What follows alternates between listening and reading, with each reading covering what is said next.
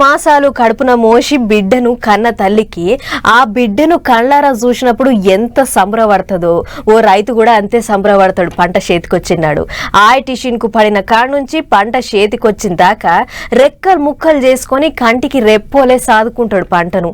నిండార పండిన పంటను కళ్ళారా చూస్తే ఆ రైతు మురిపం ఎట్లుంటుందో నేను చెప్పనక్కర్లేదు. అగో అసొంటి ఓ రైతు వార్త పట్టుకొచ్చినాం చూడుర్రి.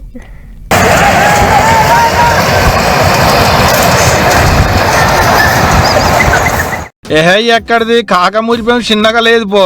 ₹1 ఇచ్చినా కొనలేని ఆనందం కొడుకు కాల నడకను చూస్తూ వచ్చినట్టు చేతికొచ్చిన పంటను చూసి కాకది ఒక మురిపేం కాదు. పంట దిగుబడి చూసి పట్టలేని సంబరంలో మనసు మురిసింది. ఆయన వయసు మలిసిండు. బుడ్డ పొల్లగాని లెక్కన గిట్ట పిల్లి గంతులు వేసిండు. పోయినసారి కొద్ది ఈసారి దిగుబడి బాగొచ్చింది కనుక ఆనందం పట్టలేక గంతులు వేసిన. ₹1 ఉన్న అభివృద్ధి ఏంది భూతాలు ఏంది ఎన్ని రూపాయలు ఉన్న బెస్ట్. నాకు అందుకే ఈసారి పంట బాగా దిగుబడి పోయినసారి కొద్దిసారి బాగా వచ్చినందుకు గంతులు వేసిన. వరి పంట పండింది, రైతన్న కళ్ళల్లో సంబరం నిండింది అన్నట్టు. ఈ ఏడు వరి పంట బగ్గొచ్చేటాళ్లకు ఆ సంబరాన్ని ఆగబట్టలేక ఓ రోజు మిషన్ వరికొస్తుంటే ఇంకో రోజు గిట్ట ఎగిరి గంతులు వేసిండు కాక. పేరు మల్లయ్య. మహబూబ్ నగర్ జిల్లా జడ్చర్ల మండలంలో ఉన్న ఉద్దండాపూర్ అనేటి ఊరు కాకది.